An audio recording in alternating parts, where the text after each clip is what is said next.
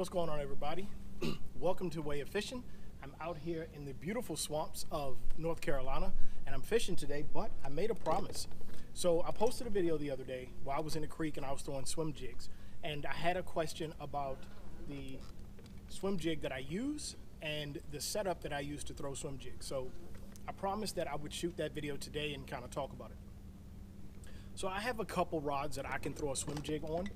The main thing for me, no matter what the situation is, if I'm throwing a swim jig, is I want a rod that's got a little bit of tip. You can see this rod is actually considered a worm and jig rod, but in my opinion, it still has some tip to it, okay? I don't want a broomstick. I want something that's got some give, because a lot of times I notice when I'm fishing the swim jig, the fish, they take the whole thing. And so you'll feel the fish load up on the bait. They hold on to it almost like a soft plastic or a jig or what have you. So the tip will give a little bit. I want that little bit of give. And I also, because it is a reaction bait and I want the fish to inhale it fully, I don't want a broomstick, okay? This rod is plenty enough. Sorry, I'm getting out of focus here. This rod is plenty enough to set the hook on the swim jigs that I use. This is what I was using in the video the other day.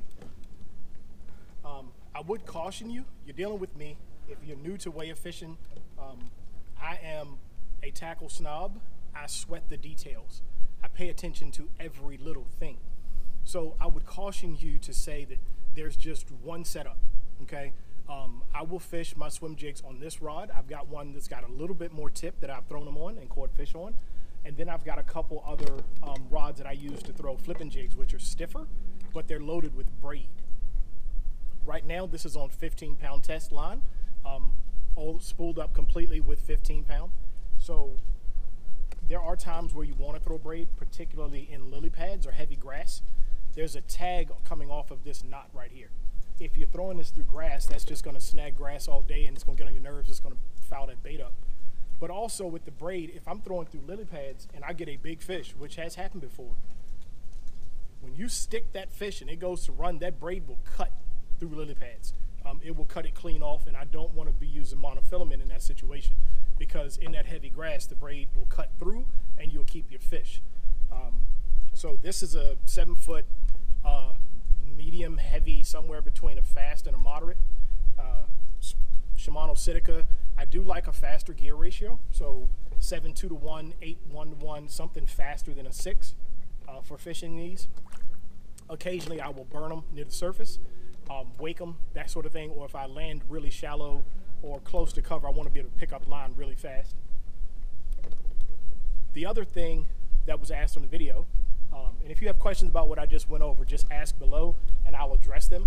The other thing that happened on the video was everybody wanted to know what brand of swim jig I use. Well, if you've been around for a while, you know that all the jigs that I throw, I make. So this is a swim jig that I assembled myself. That's a Rage double tail, a sexy shad skirt on that head, which has very beautiful eyes on it. So you can't buy this swim jig. It's, like I said, I make it. If you're interested in having me make you a few and send them out to you, just message me. If there is enough interest, I'll put together a couple standard colors and just have it as an offering on like my Buy Me a Coffee site or something, where you can just go to Buy Me a Coffee WAEofFishing and you can pick up a swim jig if you decide you want one. So if there's enough people who want it, I'll make the standard offering. Or if you want there to just be a standard offering where you can just click and order one and I ship you one, whenever you need it, let me know. If you want to buy a few for yourself, let me know and I'll make them and we can haggle over price like a used car dealership. But that's it. Really short video, 5 minutes. Again, I want a rod that's got some tip to it. I don't want a broomstick. Anywhere from 15-pound to 20-pound test line or 30-pound braid, depending on the cover that you're fishing. This is typically a shallow water combat type of bait. So you're throwing it in stuff like this. You need to be able to get the fish out, so it's not a light line technique. Fish tend to react very well to this, even in situations where they won't hit a spinnerbait. They will still hit this. This is also more weedless than a spinnerbait, so if you're not that good of a caster, and to everybody who commented on how well I was casting in the video, thank you. But if you are not that good of a caster, as far as accuracy or getting snagged, or if you have a younger person, this is a great option. I've given Caleb swim jigs before when we're fishing super heavy cover, and he's caught fish on them, and I don't have to worry about him getting hung too much. He can hit a tree, and it's okay. So that's it. That's my video. Thanks for watching Way of Fishing. Get out there, fish your way.